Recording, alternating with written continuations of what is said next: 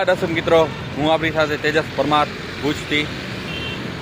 અત્યારે જે રીલ ગાર્ડનથી સંસ્કાર પાસે જે રસ્તો આવેલો છે ત્યાં આપણે આવ્યા છીએ. જ્યારે કચ્છમાં આવે છે ત્યારે એવી આશા લઈને જતા હોય છે કે કચ્છ નહીં દેખા તો કુછ નહીં દેખા.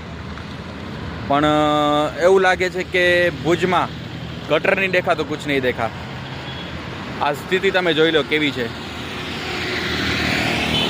જાહેર રસ્તા ઉપર ગટરના પાણી વહી રહ્યા છે. જ્યારે ભુજ નગરપાલિકાને રજૂઆત કરવા જતા હોય છે ત્યારે એમ કહે છે કે હવે એક જ મહિનામાં ખાલી ગટરનું પાણી દૂર થઈ જશે. જાહેર રસ્તા ઉપર ગટરનું પાણી અહીંયા કને આવે છે. જાહેર રસ્તા ઉપર લોકો જાય છે ત્યારે ગટરના પાણીને જ એ લોકોનું સ્વાગત થાય છે. એ અહીંયા કને ભુજ નગરપાલિકાના પ્રમુખ એકવાર મુલાકાત લે. આ ગટરનું પાણી છે.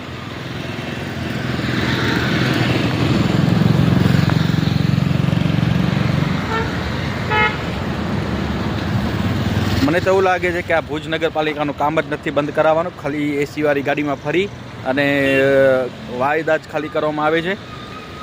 બીજો કામ તો એ લોકોથી થશે નહીં. હમણાં જે ઓડિયો વાયરલ થયો હતો, નગરસેવક જ કર્યો હતો કે ભુજ નગરપાલિકાના પ્રમુખને ખાલી હપ્તા લેવામાં, ટકાવારી લેવામાં જ ઇન્ટરેસ્ટ છે.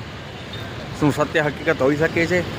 કેમ કે એ લોકો તો એમ કહે છે કે વિકાસોના કામ કરીએ છીએ. ભુજ નગરપાલિકાના પ્રમુખ એમ કહે છે કે અમે વિકાસના કામ કરીએ છીએ. આ તમારો વિકાસ છે પ્રમુખ સાહેબ? આ તમારો વિકાસ છે? મને બતાવો.